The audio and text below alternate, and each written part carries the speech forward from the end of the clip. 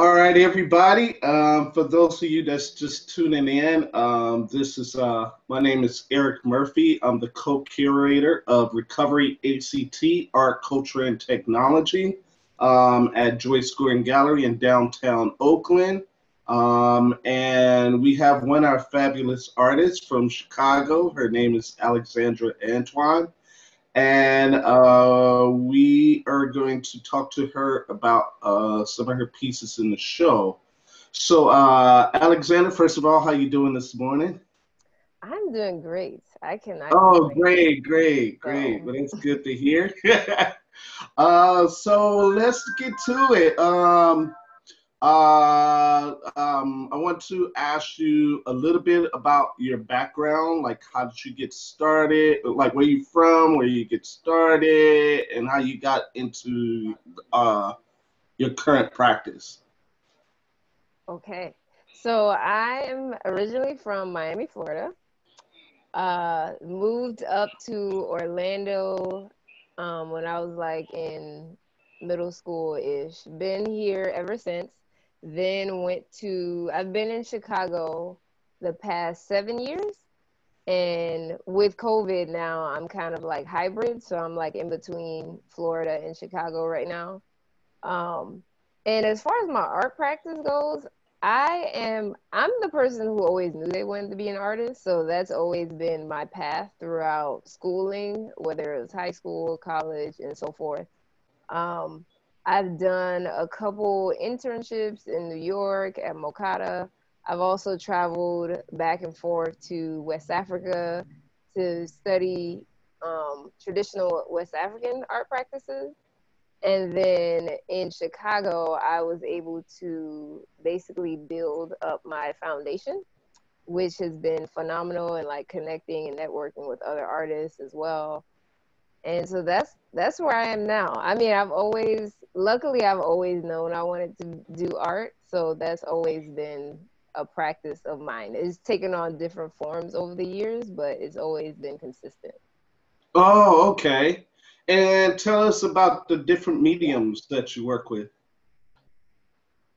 So I started off my art practice with oil painting, Oh, wow. which a lot of people may not know, but I used to do like very realistic, like super clean oil paintings, large scale. But moving to different living spaces, that's what brought me to acrylic painting. And then I've stuck with that up till now, or like even till today. But with the start of the COVID pandemic, I actually, because I was forced to stop working, I was doing an apprenticeship in Philly and it was at a museum and everything shut down. So because of that, Mm. I then came back home to my mom's house in Florida and had no supplies with me because it was like, who knew this was coming? So I had Exactly. left everything. I left painting. I left my paints. I left my paintbrush. I left canvas, all of that. So when I came home, I saw like a couple of magazines. There's this magazine called Arise magazine that is no longer, unfortunately, in publication. But I had a bunch of those laying around from like 2012, 2011. And then I also had a large stash of Food Network magazines that a neighbor of mine had given me because she didn't want them anymore. So most people who know me know I love to eat. And Oh, I yeah, also love yeah, my we black know. people. So with these two magazines that I had, and I had done collage like one time, maybe a year and a half ago. I was going through like a tough time and I couldn't paint. So I just had to like move my hands. And that's where that was the first time I like really just experimented with collage. And so now during the pandemic and I don't have anything, I'm like, okay, how could I still work, but just rethink something and use different materials?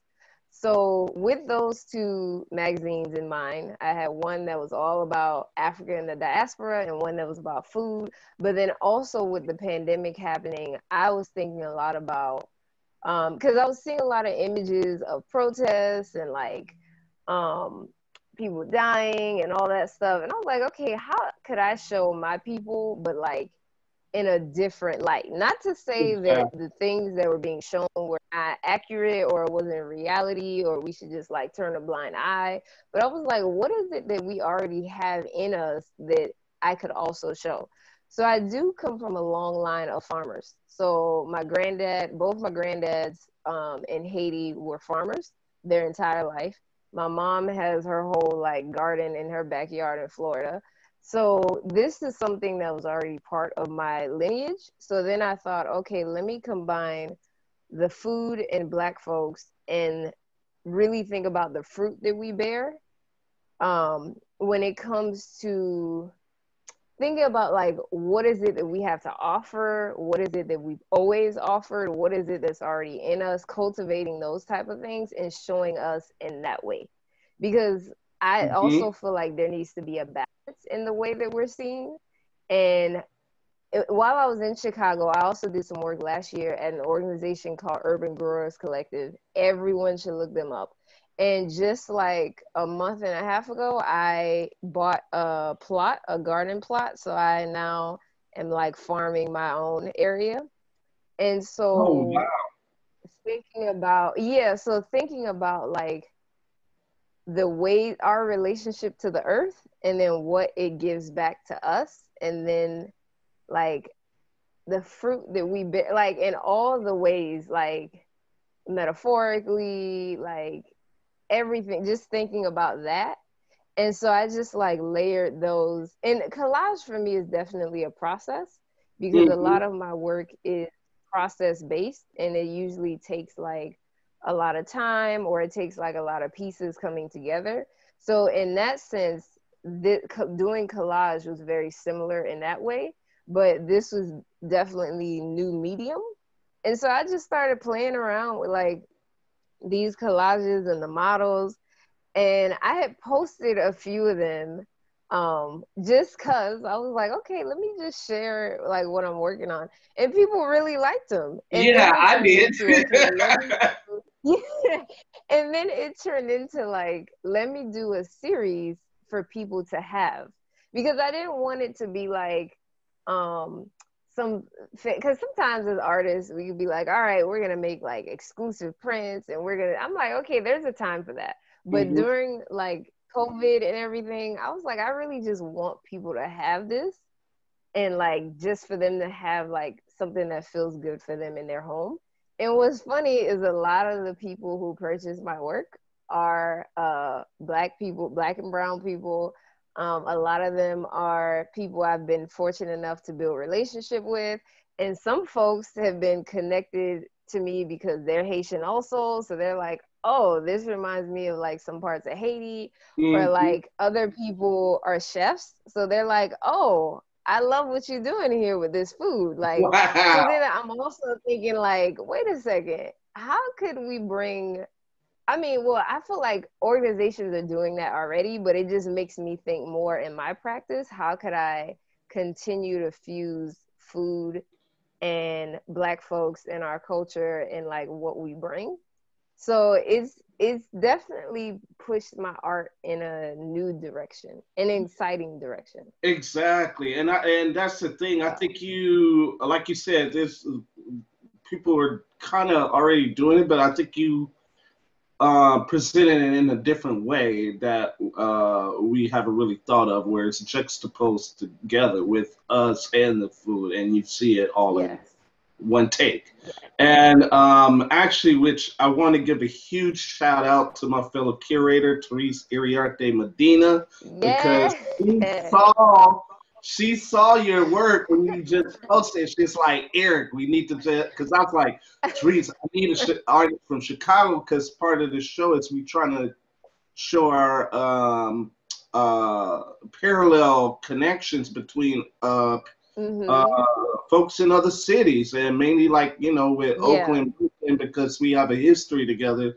But also, we work with a lot of Chicago artists. It's just back and forth, and we have a lot in relation Nice. to you guys, Philly, and all that. So I was like, I gotta have a artist from Yes. Chicago. I already got a photographer from Chicago, but he in Oakland now. So I was like, I gotta have an artist straight from the Chi-Town. So it was Yeah, and I perfect. told her that I appreciated her doing that because I feel like oftentimes there is just like a East Coast, West Coast thing going on. And I mean, until Exactly. I lived in Chicago, I was like, wait a second, we got some dope people in the Midwest. So it's good Exactly. to like Denver, be involved in Chicago. Yeah, definitely. so So I yes, was that was I was very appreciative of that. yeah, so when she showed me your work, I was like, yes, we have to have her. We have to have her in the show. Yes. Yeah.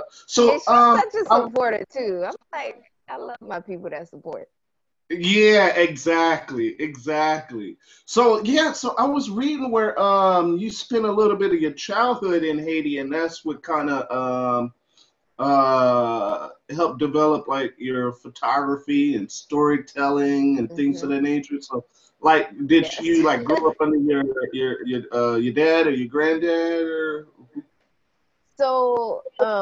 So basically, both my parents are from Leogan, Haiti. And so every year, up until actually maybe was it like 2012, that was when the majority of my immediate family, so like aunts, uncles, cousins, came to the States. So prior to that, I would go, my mom would send me and one of my brothers every summer to Haiti um, growing up. And then I just continued going every year as I got older. So that was our way of one, connecting back to my parents' homeland, and then two, getting to see family because none of them were really here. So unless I like called them or something, that was the only way I'd get to see them. Now, being there, my mom's dad lives in the mountains in Leogan, and he's been a farmer his entire life. And I always remember as a kid going there, saw every animal, and was always like, why does he have so many animals? Like, why does he have a horse? Like, why does he have a pig? But I just remember him basically eating what he grew. So like, yeah, he would go to the market for like a few things, but I just remember him working the land and like really cultivating that. And so, of course, as I got older and like living in the States and like seeing the relationship that America has with its land, I was then like, okay, I need to go back and understand what this is. Because Mm. a part, like at the root of a lot of my practice is understanding and really learning the things that are already in us. So that does involve me having to travel to places and like connect with master artists and artisans to really learn like side by side. So one of my goals is actually to go back to his land. He passed in 2014, but his land is still there. But one of my goals is to section off part of that land and then start cultivating it again because I don't just want it to sit there. And I also love going to Haiti whenever I can get a chance to. But basically, like reigniting it again, but through like the grandchild. Because my mom is doing it here in the States, but like, I'm like, what about our land that we have? Like, how could I then cultivate it there? And how could I even bring art to that farm? So, thinking about it as not just something I could do here in the States, but how can I bring it across the waters? Oh wow, that's deep. I love it, and Hmm. it's really an amazing time. I'm glad you're doing this because we're at a point where everybody, and especially like our folks, are starting to grow their own gardens and kind of be a little more Yes. self-reliant on the foods that Hmm. we grow, as opposed to having to run to the store and self-sustaining in terms Hmm. of that aspect. So I think this is a very timely work that you're presenting, especially as it relates to us and our culture also. Um, Yeah. so I want to jump into your piece, specific pieces that's in the show that everybody had the pleasure of Okay. just hearing.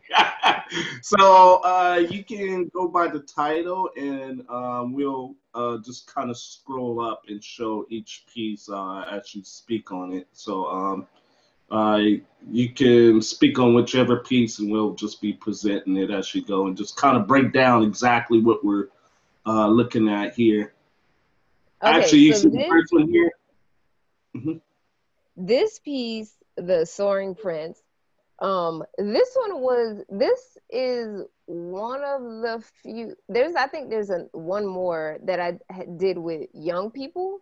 So also I do Mhm. have an education background, so I do love working with young people. And this piece was particularly inspired because I wanted to see a young kid, like a young Black kid in the work as well. Because up to that point, I was just showing like older models, but I also wanted to show that like there's generations after us that need something to like hold on to when it comes to whatever we're passing down or leaving behind. So in my work, I always try to include children at some point because I want people to keep in mind that we are here to pass down something. Like we're not just here to hold it all to ourselves. Like the generation that's after us is looking at us, is watching us, is listening to us. So we have to leave something for them. So that one was like Mhm. the child was blooming out of the mushrooms and like really soaring. Cause to me, that's how I see our Black youth is like they really on the inside can soar and take off. It's just how we cultivate it, how we cultivate them along the way. Oh wow, Yeah. wow, And then the that's a good. next piece, which is the chocolate chip one. So that one was one, the food is like in a lot of I'm sorry to interrupt. What's the title on this piece? this one is that propelling off chocolate chips. That's what that one is. Okay. And so similar concept, but this is an older Black male. But thinking about like jumping, like how do we jump off at this point in time? Because I mean, I don't. Everybody's life has been like not upended, but we've all had to shift. So it's like, how do we Hmm.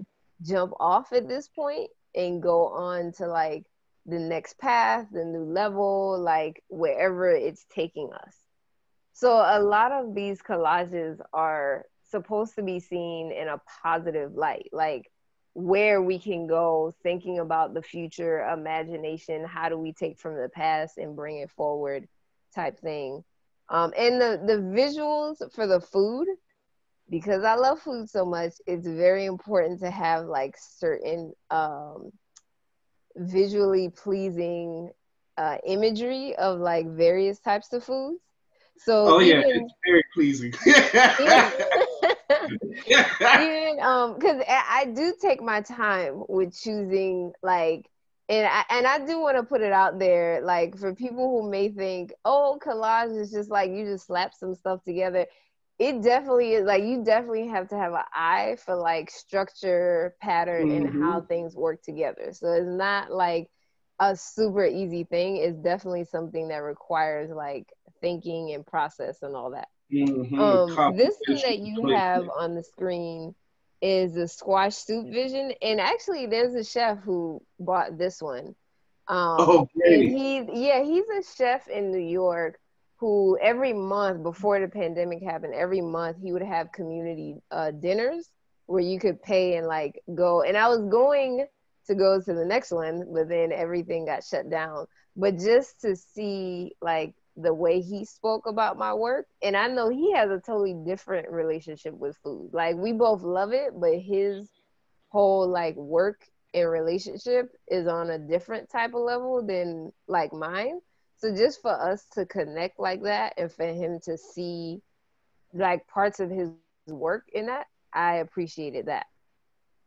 This one that Oh, you have now is the red headdress or the red cabbage headdress. And this one was I love actually the it. first one that I did. Oh Um, wow. Is that Yeah, right? this one was the first one that I did, and that was just thinking about Black beauty. Like, I mean, the model was given the face already. Like the black and white skin tone was just like on point. So the colors were really accentuating like what was already there, but then the textures of the food like brought it also to life as well. And some people may notice in the backgrounds of some of the collages, there's like this organic like rock shapes I was that wondering I about hand that. Yeah. drawn. Yeah, so those were inspired. I first took note of them. I want to say maybe like 10 years ago. I was looking at a photo I took of this big river that's near my mom's house in Haiti. And in the like the photo I took, it was like you could see all the different rock patterns underneath the water as it was flowing. And that always stuck to me because there is, again, even with food and farming, our relationship with the earth and like how we move on the earth and like the organic designs that are already in the ground and the earth and nature around us. So that's been something I've been like adding into like collages and artwork as a way to accentuate design, but not like overdo it. But Mm-hmm. something about those rocks and that river like stays with me, and just Oh the wow. organic pattern of it. Yeah. So that's what that is that people may be seeing. Oh wow. And this particular piece spoke to a poet we had. We had a poetry reading by Yes. E Roots in relation to the work in the show. They were covering two topics. One was called Healing After the Wildfire. So it was dealing Hmm. with a lot of the people who lost their homes during California wildfire. Mm. But one of the other ones, different poets selected certain pieces from this recovery act. Michael Ward, who used to be executive at the MOAD, the Museum of African Diaspora in Love San that space. Francisco, he selected this piece in particular. It just really spoke to him. So Right. once that gets published, I'll share that with you later. I think you'll be pretty pleased with his response. Okay. Yeah, and You he know, reached I out just to had me to too. put that. Remember, He reached while out he to was me doing too it, I had to though. text you live. It's like I did get I that. was I like, did get that message. please, please. No, he reached out to me too over on IG and through my website. But I just love when people connect with the work because the energy that I put into it while I'm making it, it really is one of like how we're all connected, like the things we carry, like showing us in a positive light, like our unity. So when people reach out to me and like they really enjoy it, that means a lot to me. Mm-hmm. Uh-huh. Exactly. It definitely spoke to me right away. So I love it. I love it. And I used to part of my earlier practice was collage, and I know what you mean. It's like Really? it's every where you place things, everything has a Yep. meaning in its Yeah. placement and composition. It Mm-hmm. has a purpose. So yeah, like you said, it's not that easy. You got to know what you're doing and know where to place it and how to communicate it. So That's true. That very is well very done true. with that. Yeah. So, my next question is, what does recovery mean to you? This could be personal, historic. It can be in relation to this pandemic. What you share with the audience what recovery means to you. For me, recovery, it means like how do we, and for me, let me speak for me. For me, it's how do I unlearn certain things that are not serving me, that have proven not to serve? Hmm. And then how can I take those things that do serve me and really move them forward into the new time? Because I'm thinking about recovery as far as COVID, where I look at a lot of the spaces that I frequented, whether they were schools, whether they were museums, art spaces. I'm just like, okay, at this point, none of that, even though things are starting to slowly reopen, I'm like, the ways that we have done certain things, whether it is education, for instance, we're now seeing how certain things are not effective. And I used to teach public school full time, but I Oh, quickly realized that the way the education system is set up is not for, especially for Black and brown students, is not for them to thrive. So in this moment, I'm now looking for people who have already started doing the work, of how do we reshape education and mm-hmm. recover from all of this, but in a new way. So, like for instance, the Black School. I don't know if you've heard of them, but I Can you have repeat that? definitely put fun. It's called the Black School, Okay, good. I and just they wanted to make have, sure you heard that. if you Google them, yeah, they're running a Mm-hmm. campaign right now because they're Oh, great. rethinking the whole education system. So in Mm-hmm. recovery, it also for me does not mean starting something totally new. It could be Mm-hmm. like, okay, how do I look to the side to people who are already doing certain work and just connect or support them?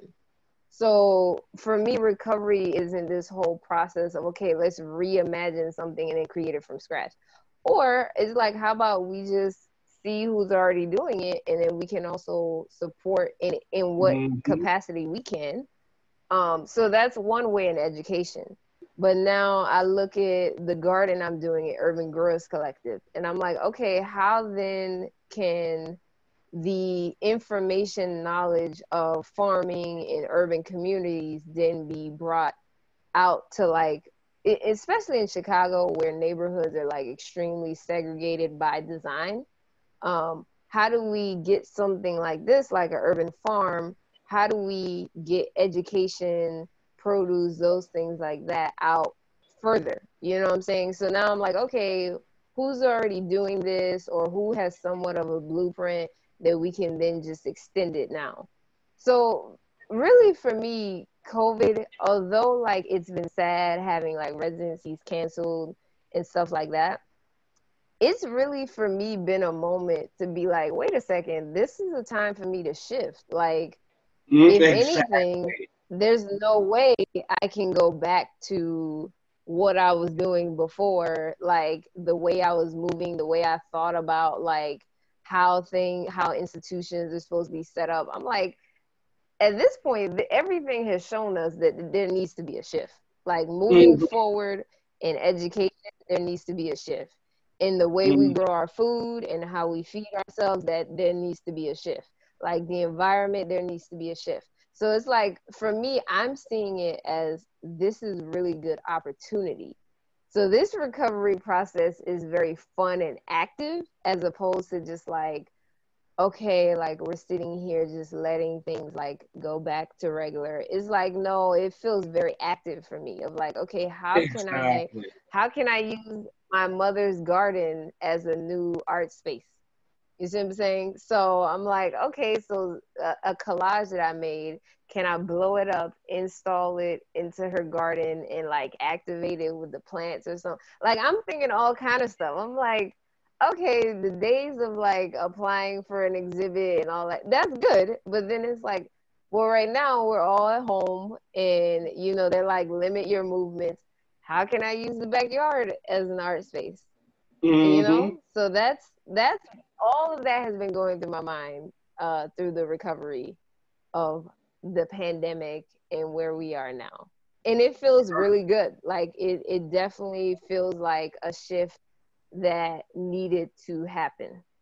Not that I was like so stagnant before, but it definitely feels like this is just like making me think on a whole nother level. And that's what it's supposed to do, prepare you for it. And just like during the Great Depression, all of them, there were a lot of big Hmm. companies came out of that because people were like, okay, now we have to do things differently. It forces you to think Yep. differently. And this is 2020, so things have to be corrected. So Yes. Yes. this is that you just said it's spot on. This is a time to adjust and just rethink things. So we have to close out, but I have to have folks follow your website. How do folks follow you so they can see more of your So work? I'm getting back like super heavily active on Instagram, but that's like my favorite place to be. So on IG, if you look up, my name is at alexandra.antoine. So at ALEXANDRA.ANTOINE. And then my website is www.alexandraantoine.com. And feel All free to right. shoot me a message, like if you loving what I'm doing, if you want to collaborate, like if you just want to say hi, like I'm open to all of it. So because I get notes like that, I get notes like that often. So it's Oh, nice to great. like, and I mean, okay, quick story, it's unrelated, but I got a message a while back from a Haitian woman living in Nevada, and she was just like, I love what you're doing, how you represent the culture.